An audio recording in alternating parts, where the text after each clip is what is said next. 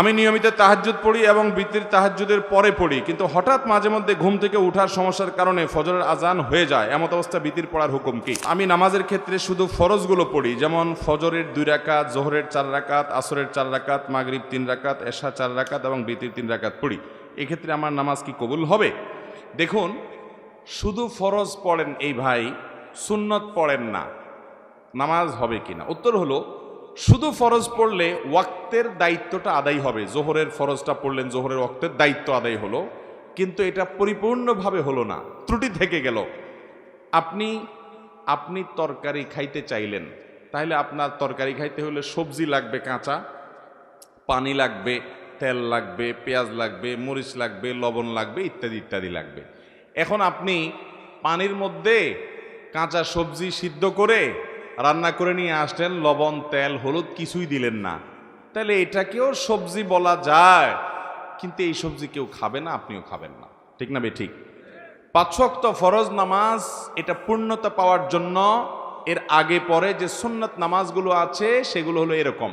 এগুলো ছাড়া ওই নামাজটা হয়ে যাবে, ফরজ আদায় হয়ে যাবে, ওয়াক্তের ফরজ আদায় হয়ে যাবে আলহামদুলিল্লাহ, মাগার আপনার নামাজটা পরিপূর্ণ হলো না। মনে রাখবেন, সুন্নাত নামাজগুলো কেন?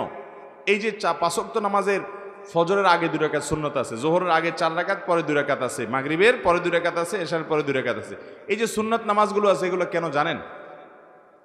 এগুলোর অন্যতম উদ্দেশ্য হলো যাতে করে মূল নামাজটা আমাদের সুন্দরভাবে হয়, তার জন্য প্রস্তুতি। আগেরগুলো হলো প্রস্তুতিমূলক, আর পরেরগুলো হলো পরিপূরক।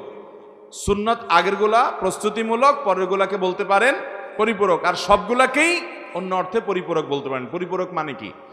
ধরুন, আপনি কোনো একটা সরকারি অফিসে খুব গুরুত্বপূর্ণ একটা কাজে যাচ্ছেন, এনআইডি কার্ডের ফটোকপি লাগবে, জন্ম নিবন্ধনের ফটোকপি লাগবে, খুব জরুরি একটা কাজ, আপনার বিদেশ যাওয়ার মতো ব্যাপার, ভিসার মতো ব্যাপার।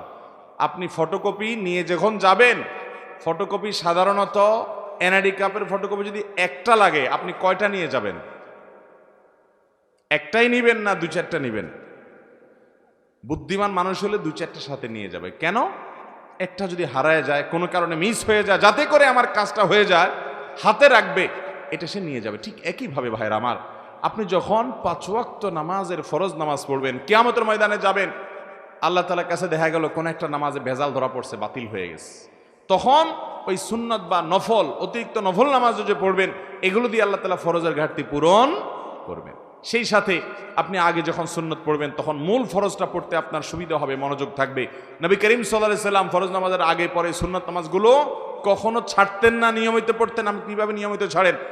একবার জোহরের আগের 4 রাকাত ছুটে গেছে, তিনি পড়তে পারেন নাই মেহমান আসার কারণে, এগুলো পরে তিনি পড়ে দিয়েছেন, এরকম গুরুত্ব দিতেন। হ্যাঁ, আপনার কখনো কোনো কারণে এমন পরিবেশ হয়ে গেছে, সুন্নত পড়ার কোনো সুযোগই পাইলেন না আপনি, অসুবিধা নাই, মাঝে মধ্যে হঠাৎ কালে ভদ্রে বাদ গেছে, অসুবিধা নাই, কিন্তু নিয়মিত এরকম করলে সেটা আপনার মূল সালাতের যে প্রোফাইল আল্লাহর কাছে থাকবে, সে ফাইলটা কিছুটা হলেও ত্রুটিপূর্ণ থাকবে। এটা সুন্নত, সাধারণ সুন্নত, সুন্নতে মুআক্কাদা।